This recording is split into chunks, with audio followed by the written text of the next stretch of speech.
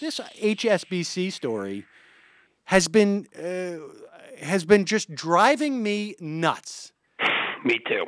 It is just unbelievable.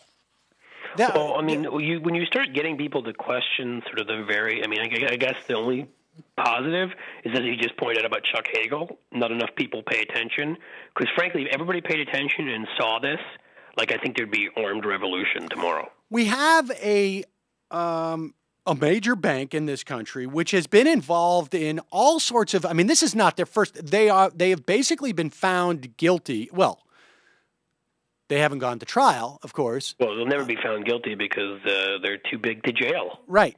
The Justice Department, and they've admitted that they were involved in laundering hundreds of millions of dollars, at the very least, in Mexican drug cartel money.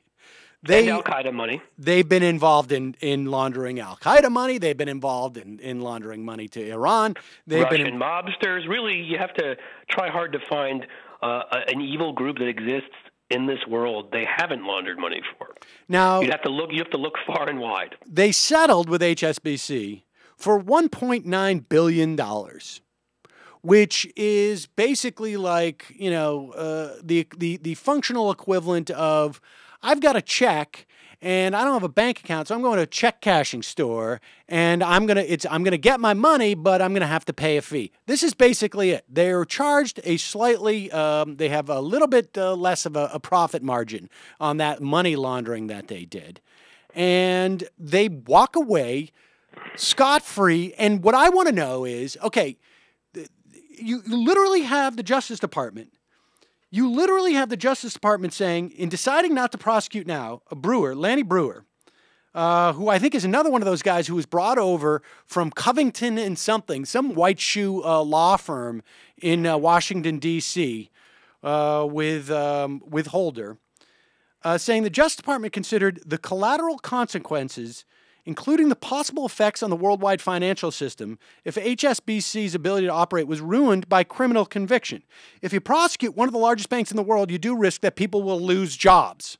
Other financial institutions and other parties will leave the bank, and there'll be some kind of event in the world economy, he asks. This is very targeted, very real resolution. It's a fiction to say it's a slap on the wrist. Here's what I want to know. There were specific individuals who actually laundered this money. And if it wasn't policy of HSBC, like it would be, let's say, if you were a criminal syndicate, the mafia or something, then how about convicting these individuals? They are all told on day one, there's a whole set of ethics. They are told that you got to go through this training, that if you launder money for drug pins, or launder money, period, for anybody, knowingly, you're going to go to jail. Why don't we convict the individuals who are involved in this? Yeah, I don't know. No, I shouldn't say I don't know. You just clearly said it. Apparently there's a belief up top that things will come crashing down. Now, obviously, you have to decide whether you believe that at face value. I'm not sure I do. I think in the end, as usual, the elites, there are connections. There are relationships. And there's just a perception that these are not real laws. That's basically what it comes down to. There's no real violation here. The real violation is when the guy smokes a joint on the street and, or has a dime bag or whatever it is. You know how many people we have serving for law, for behavior of choice? I can't even answer that question because I don't know. But too many people whose lives we're wasting, and productivity we're wasting, and money we're spending, and obviously that doesn't get to the point of the immorality and the disgustingness of actually doing it. But people that are sitting in prisons places because they unknowingly carried a dime bag for their girlfriend or boyfriend in a package, or they did whatever, and they're sitting there with their lives being ruined.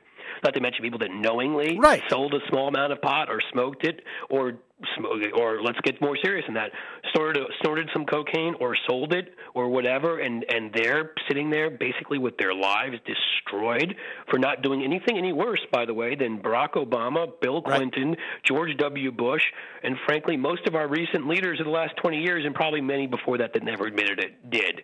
and their lives are destroyed by this. And again, when we sit here and having these conversations, and we'll get to this, I'm sure, about the fiscal cliff / crossroads / curb, whatever you'd like to call it.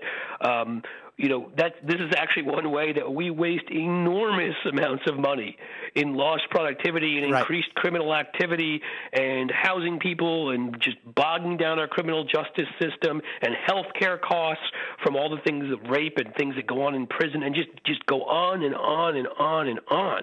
And it makes no sense on a moral level. It makes no sense on a political level. It makes no sense on an economic level unless you're lobbying for the private prison corporations or the pharmaceutical companies or others who benefit from this, because otherwise it is entirely, increasingly, and ridiculously stupid for everybody else. Sorry, this one works me up kind of like guns and other things too. I wonder what crime could you commit if you do it with a bunch of people at the bank, right? Obviously, if you do this individually on your own time. But if you wanted to, say, like, get together with a bunch of buddies at a bank and murder someone, and you did it within the context of the bank, let's say you killed them by dropping a safe on their head, do you think then you could be convicted? If the CEO of HSBC the president of that bank decided, like, we're going to kill somebody, we're going to drop a safe on their head in my office, would we just simply, you can't do that? You can't arrest them because somebody could lose their job, it's just absurd. Well, that's what I mean. In fact, a smart gentleman such as yourself, Sam, who is funny on top of that, I think I could see you doing a viral video acting out some of these scenarios, perhaps. Because there are interesting questions as to what it is you could do at a bank that could get you arrested.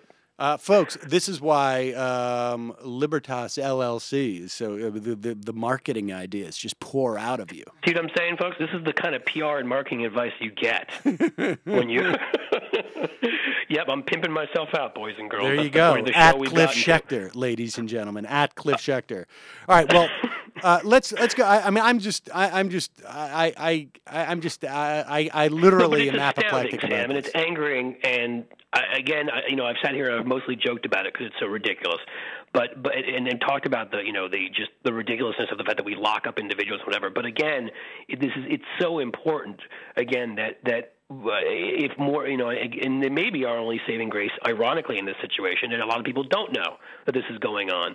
Because if you sit there and you look at the laws of this country, like, it's impossible to believe that we're really, truly a democracy anymore. If you look at who gets away with what they get away with, if you look at, what happened in 2008 with the economy crashing because of some guys playing around with derivatives they didn't understand or didn't care to understand and betting against their own customers, and you look at this, and you look at torture by the Bush administration, and warrantless, eavesdropping and the whole rest of it, and all the long list of things that people get away with, and then you read the stuff that people get in trouble for.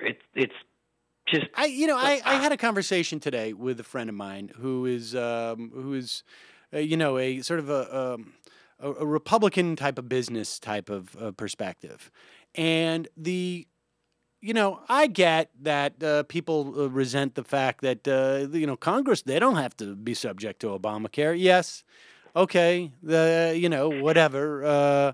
And they get paid too much, or they get a pension after they leave the House or whatever. Okay, so we're, $5 million annually, whatever the heck it is that we spend on this. But the idea that, it's a bank, so, they launder money. I'm sure it was a mistake and whatever. I mean, the just sort of the sense of outrage that can be ginned up against stuff that is sort of symbolic or, in some, but not over something. It just drives me crazy. No, you just don't know where to go at a certain point because it's so against everything you were brought up to believe in. And about what was, great you were taught about this country when you were in school. And it's just that whole notion of equality and fair play and laws of, that these are laws not of men, right, that apply equally to everybody. And these kinds of cases just so destroy that and so blow it out of it. It has a corrosive effect, I really do think, on our democracy. Because, again, when people like Chris Hayes in his book ask why we don't get better elites, this is why we don't get better elites. Yeah. Because these guys who didn't go to prison, I promise you, now with a clean slate, will find their way towards serving in government in about 10 or 20 years, if not less. Right. Or frankly, look, the message is out there. If you, this is simply a calculation of numbers.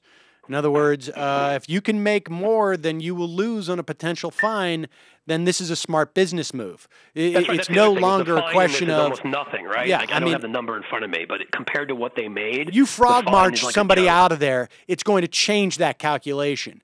So, aside from the sort of moral outrage, it actually does have impact on the functioning of these banks, whether it's money laundering, whether it's mortgage fraud, whether it's derivative fraud, whether it's, lying to Congress, whatever it is.